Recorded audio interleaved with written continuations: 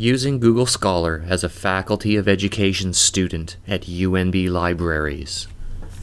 There are several advantages to using Google Scholar as a search tool, including its natural language searching, which obviates the need for controlled vocabularies, how its algorithm or computational logic favors the most cited materials when ranking results, and allows you to trace the influence forward in time from one piece of research to another.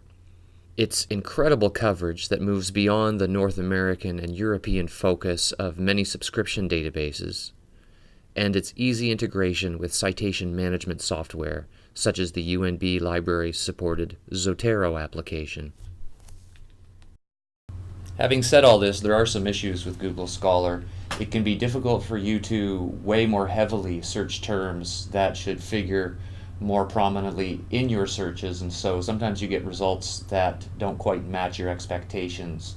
It can also be difficult to discern from your results which items are indeed peer-reviewed, if that matters to you. Nevertheless, we're going to dive in right now and see how it works.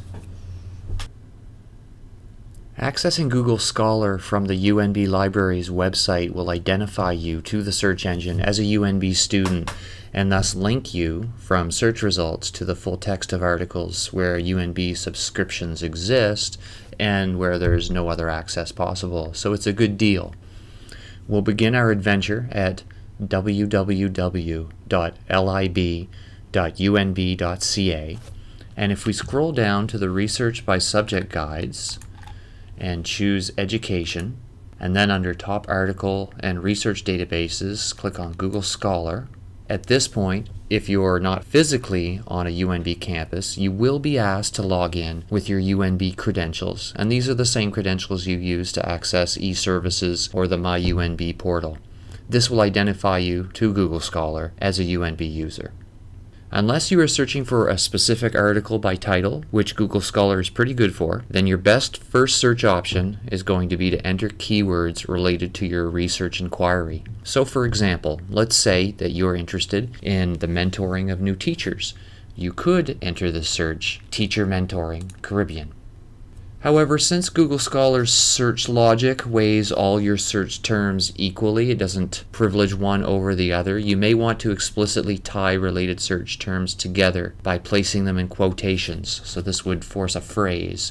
Otherwise, you'll get articles on teachers and articles on mentoring, as we see, but not necessarily on teacher mentoring. So we'll put these in quotes, like so. Run our search again. Note that Google Scholar search results refer to a great variety of types of materials. These include books, PowerPoint presentations, doctoral dissertations, commission reports, and the list goes on. Some material will be available directly, but some will require supplementary digging, and some won't be accessible at all. So for example, the first search result here is from the Journal of Education for Teaching from 2005, and we can see that there are a number of access points listed.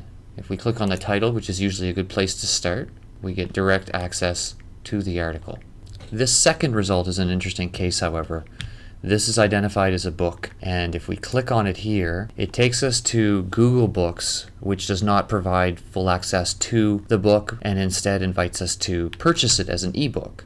But what we could do instead, and this is where the extra digging is sometimes useful, is copy the book title, go back to the UNB Libraries website, paste the book title into UNB Libraries WorldCat, and as luck would have it, the book that we're searching for, Great Teachers: How to Raise Student Learning in Latin America and the Caribbean, is available as an electronic book. Sometimes when you click on a title, you'll not get direct access, and so, as I said, there are other means of checking whether there is actual access.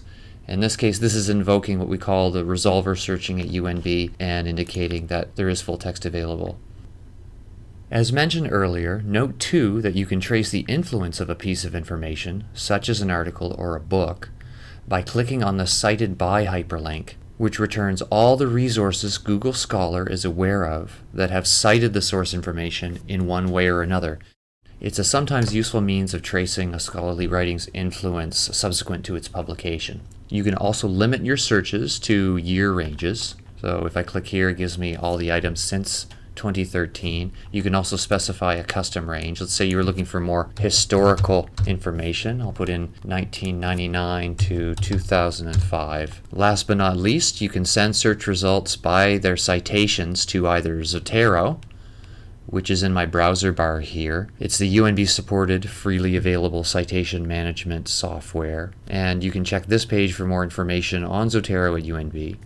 Or alternately, you could save search results to the Google built-in My Library just by clicking the Save here. And if we go back to the Google Scholar main screen and click on My Library, I can see all the items, including links to them, that I have saved.